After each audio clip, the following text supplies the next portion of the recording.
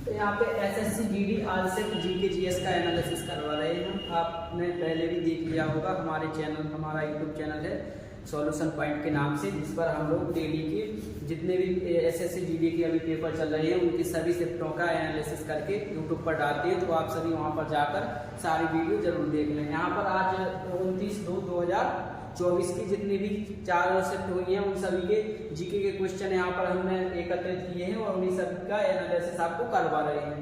यहाँ पर एक क्वेश्चन यहाँ पर पूछा गया है, सिकंदर ने भारत पर कब आक्रमण किया है। तो ये एसएससी जीडी की पहली शिफ्ट में आया हुआ या सेकंड शिफ्ट में क्या है कि चारों शिफ्टों के हमने एकत्रित किए गए जो क्वेश्चन है उन सभी को यहाँ पर एकत्रित किया है। पहला क्वेश्चन यहाँ सिकंदर से पूछा गया है, सिकंदर ने भारत पर कब आक्रमण किया। तो यहाँ पर आपका सही होगा 326 ईसा पूर्व में। ये हम आपको सिकंदर के बारे में बता देते हैं। सिकंदर का जन्म हुआ था 356 ईसा पूर्व। यहाँ पर जैसे एक क्वेश्चन सिकंदर से बना है कि सिकंदर ने भारत पर कब आक्रमण किया है। आगे की शिफ्ट में अगर आपसे सिकंदर के बारे में और भी आगे पूछे तो वो जन्म से भी क्वेश्चन बना सकता है। सिकंदर का जन्म कब हुआ है तो आपको बताना है 356 ईसा पूर्व कहाँ पर हुआ था, मकदूनिया में। इस सिकंदर का जन्म है कहाँ पर, मकदूनिया में। इसके बाद इसने 326 ईसा पूर्व में भारत पर आक्रमण किया और इसके 3 साल बाद 323 ईसा पूर्व में इसकी मृत्यु हो जाती है। तो अगर कभी आपसे पूछा जाए सिकंदर का जन्म कब हुआ 356 में, मृत्यु 323 ईसा पूर्व, कहाँ पर हुई इसकी मृत्यु हुई थी इसकी बेबीलोन में। तो इसका जन्म स्थान और मृत्यु स्थान भी याद रखना है। जन्म हुआ 356 ईसा पूर्व मकदूनिया में और इसकी मृत्यु हुई 323 ईसा पूर्व बेबीलोन में। इस सिकंदर से क्वेश्चन बन सकते हैं। यहाँ पर एक क्वेश्चन याद रखना, सिकंदर के पिता का नाम, इसके पिता का नाम था फिलिप। पिता का नाम था फिलिप। ये क्वेश्चन सिकंदर से पूछा गया था। आगे आपको सिकंदर से इसका जन्म और इसकी मृत्यु और इसके पिता का नाम भी याद रखना है। इसके बाद एक क्वेश्चन आपसे यहाँ पर एक ओडिसी नृत्यांगना है, यहाँ पे लिखा है 1992 में पद्म भूषण प्राप्त करता सबसे कम उम्र की ओडिसी नृत्यांगना कौन थी। कब, यहाँ पर सन दिया गया है 1922 में पूछा गया है पद्म भूषण प्राप्त करता सबसे कम उम्र की ओडिसी नृत्यांगना। तो आपको बता दें इसका सही आंसर था सोनल मानसिंह। सोनल मानसिंह ही थी जिन्होंने सबसे कम उम्र में पद्म भूषण पुरस्कार प्राप्त किया। किस क्षेत्र में, ये ओडिसी की नृत्यांगना थी। इसके बाद एक नाम बहुत ही अभी चर्चा में चल रहा है, केलुचरण महापात्र। केलुचरण महापात्रा, आपसे इनके बारे में पूछ सकते हैं। केलुचरण महापात्रा किस लोक नृत्य से संबंधित है, तो आपको बताना है ओडिसी नृत्य से संबंधित है। इसके बाद एक क्वेश्चन यहाँ पर पड़ोसी देशों से आया है।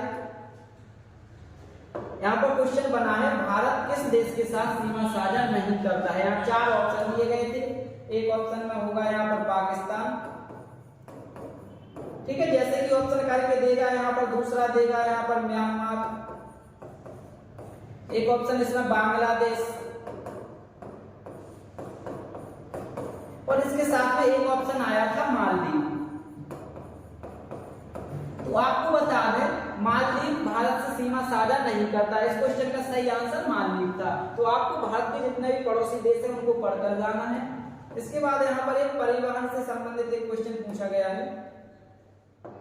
क्वेश्चन बना है परिवहन एवं भंडार किस क्षेत्र के अंतर्गत आता है।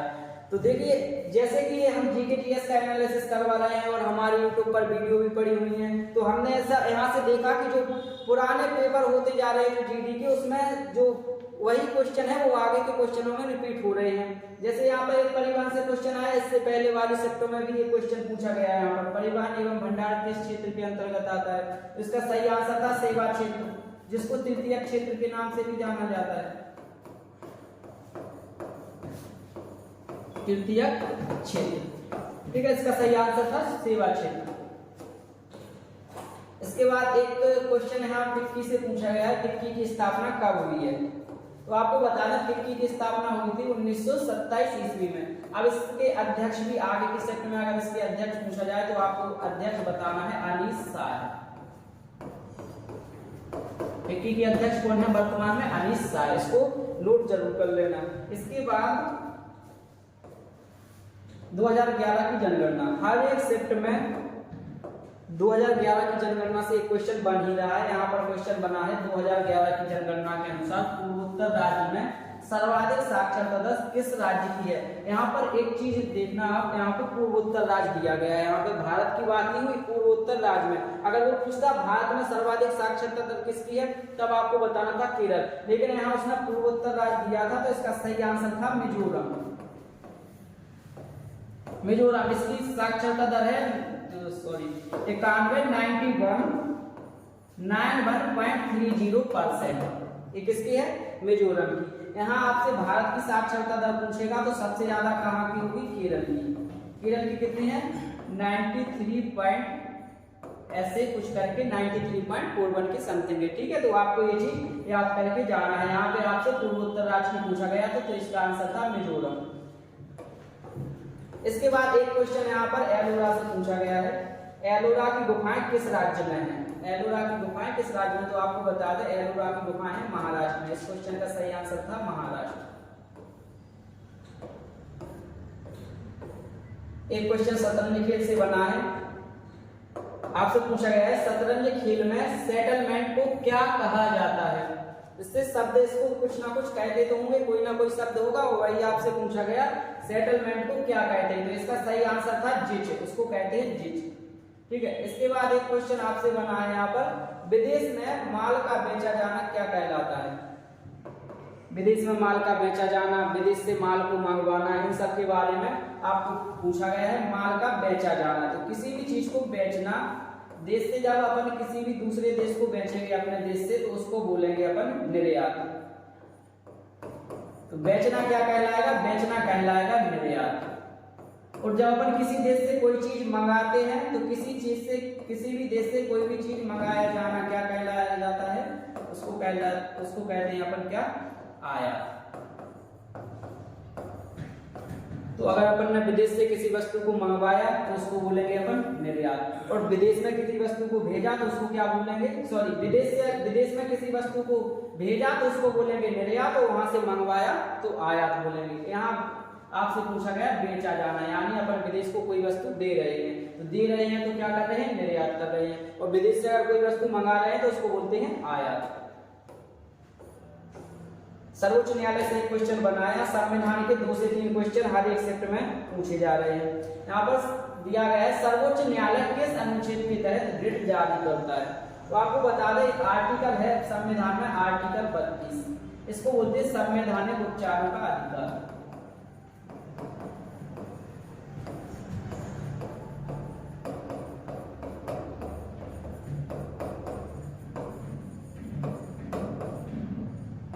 आज के शिफ्ट में अभी एक शिफ्ट में एक क्वेश्चन बना है, सर्वोच्च न्यायालय किस अनुच्छेद के तहत रिट जारी करता है। तो आपको बताना है आर्टिकल 32। आने वाले शिफ्ट में आपसे पूछ सकता है संवैधानिक उपचारों का अधिकार किस आर्टिकल को कहा जाता है, तब भी उसका आंसर क्या होगा? आर्टिकल 32। और एक क्वेश्चन बन सकता है आर्टिकल 32 के तहत सर्वोच्च न्यायालय कितने प्रकार की रिट जारी करता है।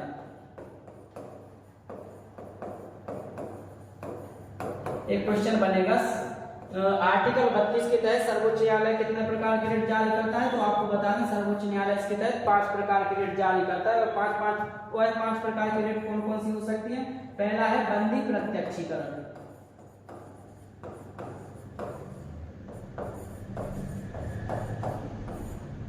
दूसरा होगा परमादेश, तीसरा होगा प्रतिषेध लेख,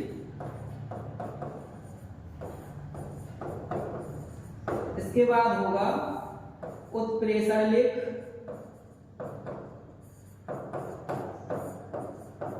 और एक होगा अधिकार प्रेक्षा लेख।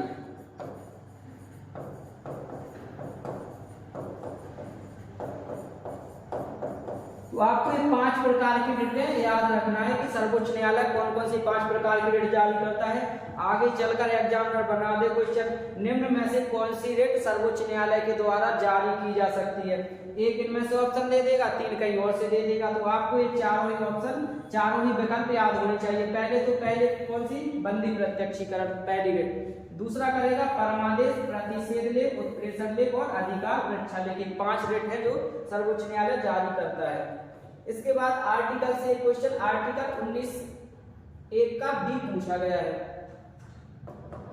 आर्टिकल 19(1) का बी किससे संबंधित है?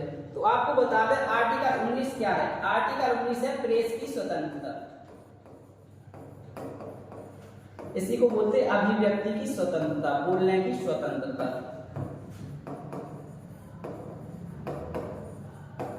अभिव्यक्ति की स्वतंत्रता, ठीक है।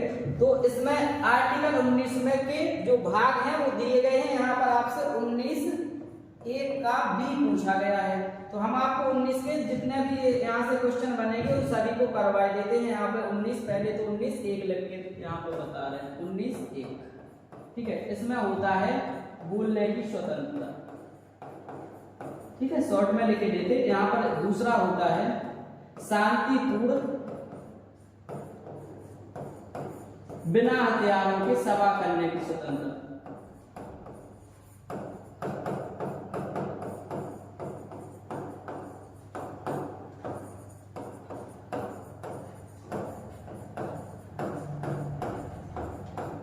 यहां पर पूछा गया आपसे पहले का बी, यानी पहले का बी क्या होगा? शांतिपूर्ण बिना हथियारों के सभा करने की स्वतंत्रता। ये आपका इस क्वेश्चन का सही आंसर था। इसके बाद इसके आगे भी जारी करते हैं रेट, कौन कौन सी, सॉरी रेट की बात नहीं है, अधिकारों की बात है, ठीक है। सी में क्या होगा? सी में होगा संगठन बनाने की स्वतंत्रता।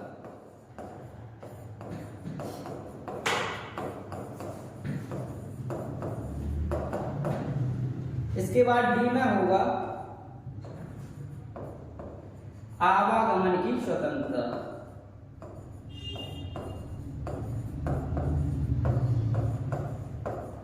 इसके बाद है ई में होगा कहीं भी विश्राम या रुकने की स्वतंत्रता, विश्राम या रुकने की स्वतंत्रता। इसके बाद एफ स्थगित है जो कि खाली है, एफ को यहां से हटा दिया गया है। और एक है इसके बाद जी, जी में क्या है?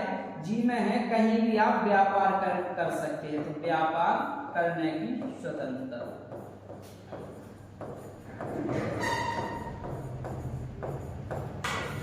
ठीक है, इसमें आपको कितने 6 प्रकार की स्वतंत्रता दी गई है। 7 प्रकार की स्वतंत्रताएं थी, इसमें से एक स्वतंत्रता यहाँ पर है खाली पड़ा हुआ है। इसमें क्या था?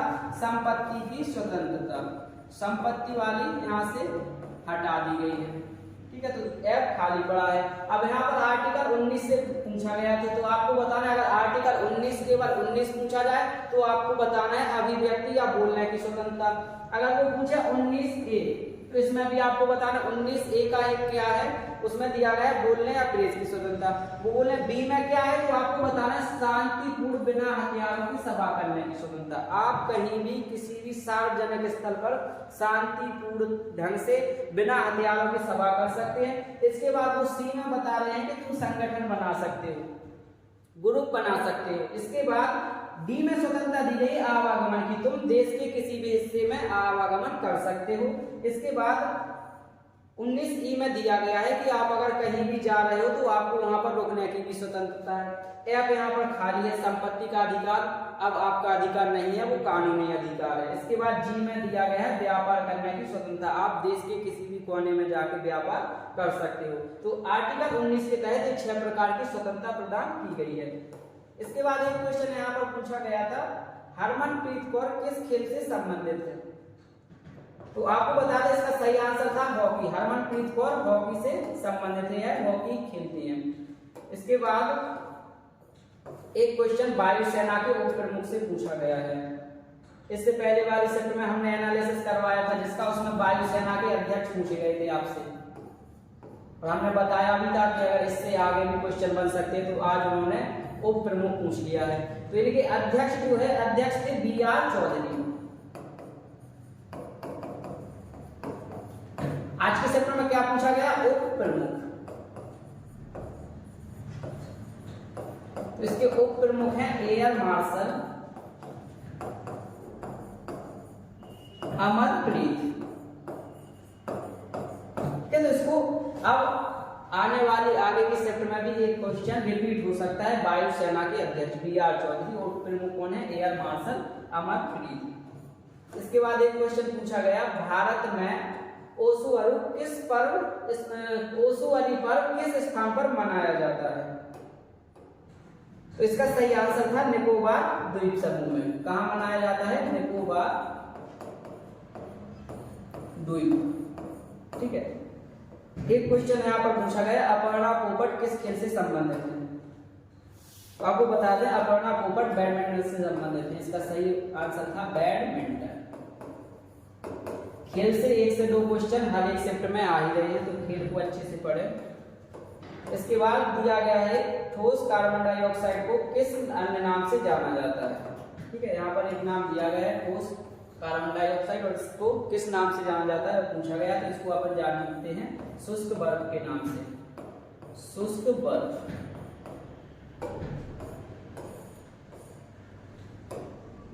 इसके बाद एक क्वेश्चन यहाँ पर पूछा गया है, जयदेव का गीत गोविंद टीका किस नृत्य शैली से संबंधित है?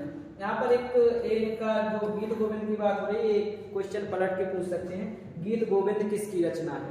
तो आपको बताना है जयदेव की। इन्होंने पूछा किस नृत्य शैली से संबंधित है, तो आपको बताना जो गीत गोविंद है या ओडिसी नृत्य शैली से संबंधित है। इसका सही आंसर था ओडिसी।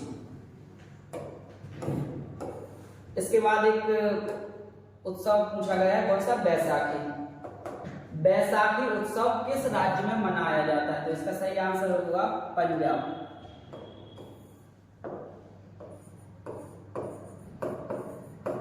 बैसाखी है। अब इसके अलावा पूछ सकते हैं यहाँ के कुछ नृत्य हैं, जैसे कि गिद्दा हुआ, भाखड़ा हुआ। ठीक है, ये सब कहाँ के हैं? ये पंजाब के लोक नृत्य हैं, इनको भी आपको पढ़ के जाना है। इसके बाद एक क्वेश्चन यहाँ पर पूछा गया, राष्ट्रपति से क्वेश्चन बना है, राष्ट्रपति की नियुक्ति कौन कराता है या कौन करता है? यहाँ पर 4 ऑप्शन होंगे आपके पास। यहाँ होगा प्रधानमंत्री, उपराष्ट्रपति, या फिर हम बोल सकते हैं सर्वोच्च न्यायालय का उच्च न्यायाधीश।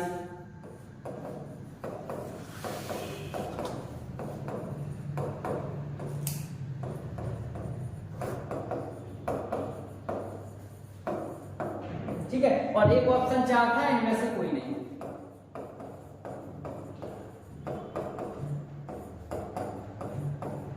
तो इसका सही आंसर जो था वो था इनमें से कोई नहीं, क्योंकि राष्ट्रपति की नियुक्ति नहीं की जाती, राष्ट्रपति का निर्वाचन किया जाता है। तो यहाँ पर ये आपका सही था, इनमें से कोई नहीं। इसके बाद एक क्वेश्चन यहाँ पर T20 वर्ल्ड कप से पूछा गया है, 2022 का T20 वर्ल्ड कप कहाँ हुआ है? जगह आपको बताना, ठीक है। 2022 में जो T20 वर्ल्ड कप है वो कहाँ हुआ है? तो इसका सही आंसर होगा ऑस्ट्रेलिया। 2022 का T20 वर्ल्ड कप कहाँ हुआ था? ऑस्ट्रेलिया में।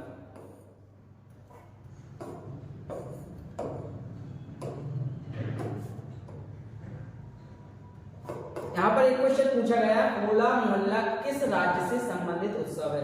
होला मोहल्ला किस राज्य से संबंधित उत्सव है? तो इसका सही आंसर था पंजाब। कहां से संबंधित है? पंजाब से। आज पंजाब से 2 क्वेश्चन पूछे गए हैं, तो आपको स्टेट में जितने भी उत्सव हो रहे हैं, जितने भी लोक नृत्य हो रहे हैं, उन सभी को अच्छे से पढ़ के जाना है। इसके बाद यहाँ पर एक क्वेश्चन बना है, बहुत अच्छा सा क्वेश्चन है, जो कि अभी करंट का ही क्वेश्चन है। नए संसद भवन का वास्तुकार कौन है? जो अभी नया संसद भवन बना है उसके वास्तुकार कौन है? इसका सही आंसर होता विमल पटेल। विमल पटेल। संसद भवन से क्वेश्चन आया है। इसके बाद पूछा गया यूरोप का मरीज। ये ऐसा क्वेश्चन है जो किसी भी एग्जाम में कभी भी आ जाता है। यूरोप का मरीज किस देश को कहा जाता है? तो इसका सही आंसर होगा तुर्की। तुर्की को यूरोप के मरीज के नाम से जाना जाता है। इसके बाद यहाँ पे दिया गया है जो RAW यहाँ पर दिया है, रो एंड एनालिसिस बैंक के वर्तमान अध्यक्ष कौन है? आपको इनके वर्तमान अध्यक्ष बताना था। इनके वर्तमान अध्यक्ष अभी वर्तमान में रवि सिन्हा। इसका सही आंसर था रवि सिन्हा। इसके बाद एक यक्षगान जो कि लोक नृत्य है किस राज्य से संबंधित है, तो हमने आपसे पहले ही बताया कि ये लोक नृत्य जितने भी हैं हर एक शिफ्ट में 2 से 3 ये आ ही गए हैं। यहाँ पर यक्षगान पूछा गया, यक्षगान नृत्य किस राज्य से संबंधित है, तो आपको बता दें यक्षगान है ये कर्नाटक से संबंधित है। Very very most important question है और ये क्वेश्चन के रिपीट होने की काफी संभावना है, इसको अच्छे से पढ़ के जाएं। इसके बाद यहाँ पर एक क्वेश्चन पूछा गया है, नाटी किस राज्य का लोक नृत्य है, नाटी किस राज्य का लोक नृत्य है, तो आपको बता दें नाटी हिमाचल प्रदेश का लोक नृत्य है।